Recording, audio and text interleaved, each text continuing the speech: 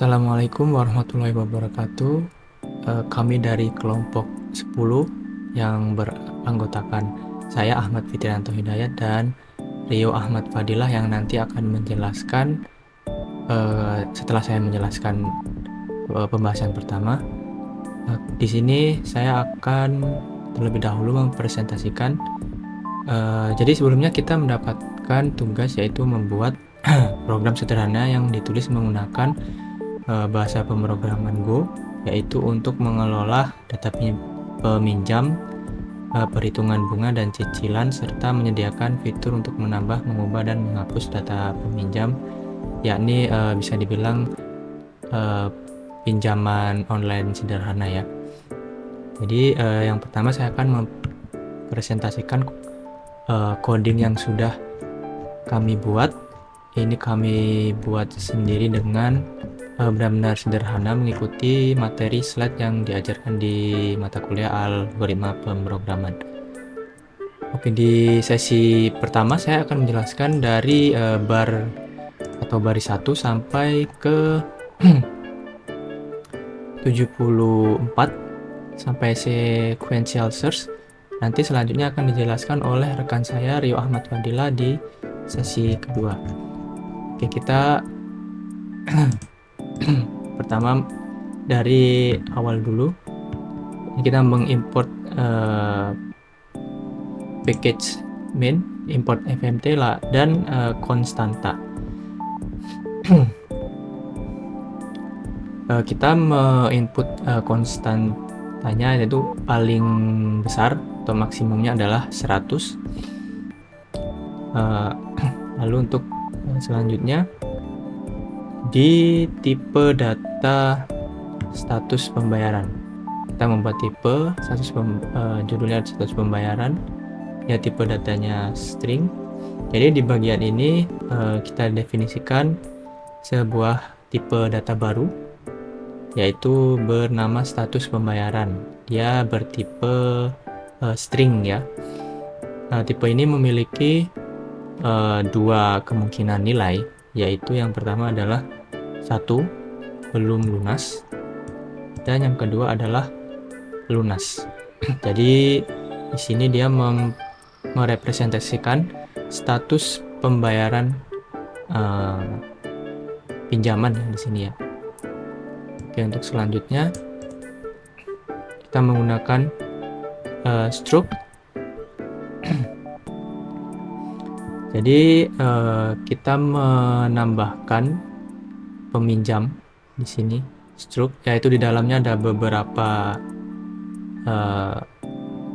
variabel juga, yaitu ada nama, tipe data string, jumlah, integer, tenor, bunga tetapnya dia pakai boolean, statusnya kita pakai tipe data status pembayaran yang ada di atas tadi. Lalu kita pakai real di bunga dan cicilan. Jadi informasi di sini yang kita masukkan meliputi nama peminjam, jumlah peminjam, tenor dalam bulan, dan jenis bunga. Status pembayaran juga besarnya bunga dan jumlah cicilan per bulan. Nah, kita masuk ke variabel globalnya. Di sini ada dua ya. Jadi menggunakan array data peminjam untuk menyimpan seluruh data yang masuk dengan jumlah maksimumnya adalah 100 yang kita masukkan di input awal tadi, konstantanya max-nya adalah 100. Lalu variabel jumlah data. Ini digunakan untuk mencatat banyaknya data peminjam yang telah diinput atau dimasukkan. Lalu selanjutnya kita membuat function, yaitu kita namakan tambah peminjam. Jadi untuk kode yang di sini, ini fungsi ini menambahkan data peminjam ke dalam array. Jadi sebelum disimpan, fungsi akan terlebih dahulu menghitung bunga, lalu cicilan. Lalu dia memanggil fungsi lain yaitu hitung bunga dan hitung cicilan. Nah, seperti yang saya sebutkan tadi, hitung bunga dan hitung cicilan kita juga membuat nya di sini. Jadi ada maaf.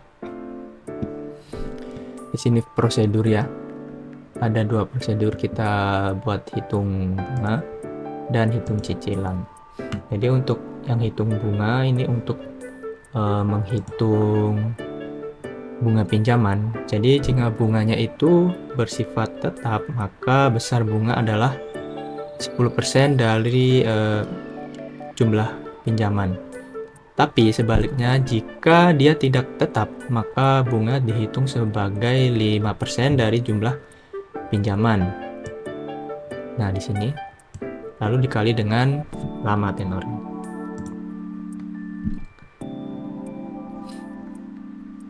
Nah, untuk prosedur hitung cicilan ini digunakan untuk menghitung cicilan bulanan, yaitu dia dengan menggunakan menjumlahkan pokok pinjaman dan bunga lalu dibagi dengan tenor.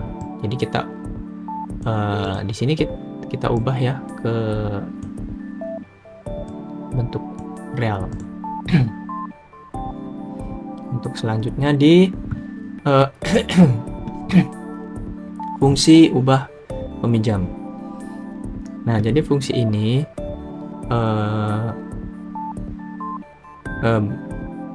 gunanya untuk mengubah data peminjam berdasarkan nama. Jadi karena kita input parameternya ya di sini nama string. Jadi setelah data ditemukan melalui pencarian, jadi nilai bunga dan cicilan akan diperbarui dengan data yang baru. Ini baru peminjam. Lanjut di fungsi berikutnya adalah hapus peminjam. Kita beri nama hapus peminjam. Ini digunakan untuk menghapus data berdasarkan nama peminjam. Dari sebelah sini ya. Jadi setelah ditemukan maaf, elemen array akan datanya digeser ke kiri lalu dikurangi 1. Maaf. Nah, untuk yang terakhir di penjelasan dari saya yaitu di fungsi sequential search. Jadi di fungsi ini kita tambahkan untuk mencari nama peminjam, jadi secara linear ya. Lalu jika ditemukan, fungsi ini akan mengembalikan indeksnya. Jika tidak, dia akan mengembalikan namun nilainya adalah -1. Baik, itu tadi penjelasan dari saya di sesi pertama dari codingan kita tentang pinjaman online sederhana. Untuk sesi berikutnya akan dari bar 76 sampai selesai akan dijelaskan oleh rekan saya Rio Ahmad Fadilah. Sekian dari saya, terima kasih.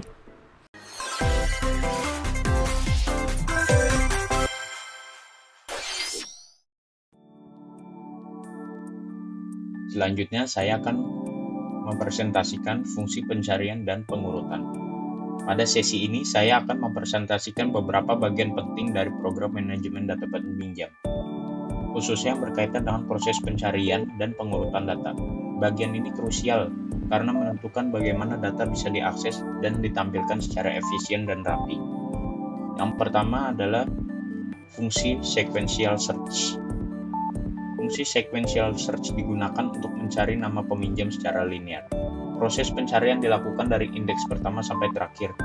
Jika nama ditemukan, fungsi akan mengembalikan indeks di mana data tersebut berada. Jika tidak, fungsi akan mengembalikan nilai -1 sebagai tanda bahwa data itu tidak ada. Kelebihan dari metode ini adalah Implementasinya sederhana dan tidak memerlukan data yang sudah terurut. Namun kekurangan adalah kurang efisien jika jumlah datanya sangat besar, karena harus mengecek satu persatu dari awal sampai akhir. Lalu selanjutnya ke function binary search. Fungsi ini merupakan metode pencarian yang jauh lebih efisien dari sequential search, terutama ketika jumlah datanya besar. Namun metode ini hanya bisa digunakan jika data sudah dalam keadaan terurut. Oleh karena itu, sebelum melakukan binary search, saya harus memastikan data diurutkan terlebih dahulu dengan fungsi insertion sort by nama.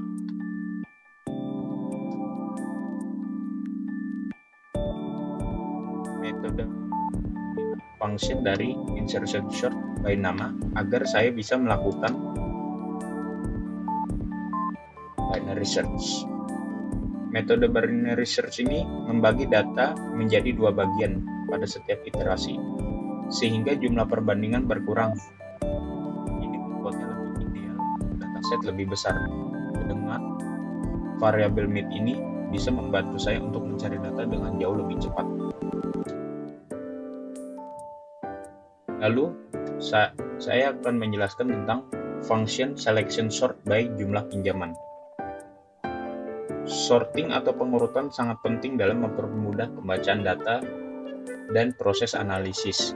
Fungsi ini digunakan untuk mengurutkan data berdasarkan jumlah pinjaman, baik secara ascending maupun descending, atau secara naik ataupun menurun. Metode selection sort bekerja dengan cara mencari nilai minimum atau maksimum dari elemen yang belum terurut, lalu menukar ke posisi yang sesuai.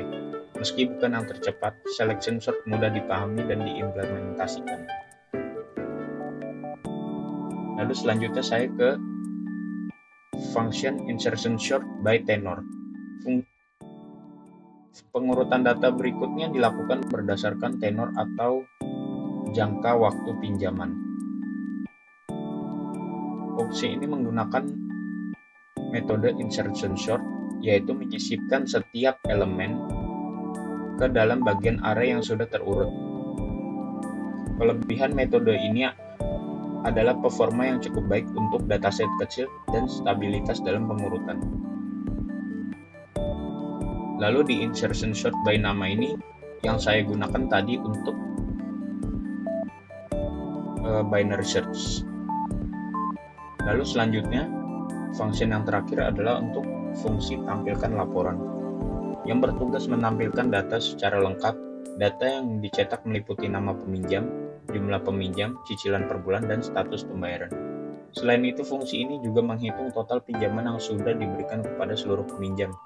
Ini berguna sebagai ringkasan atau rekap laporan yang bisa digunakan oleh pihak manajemen atau sistem untuk dianalisis lebih lanjut.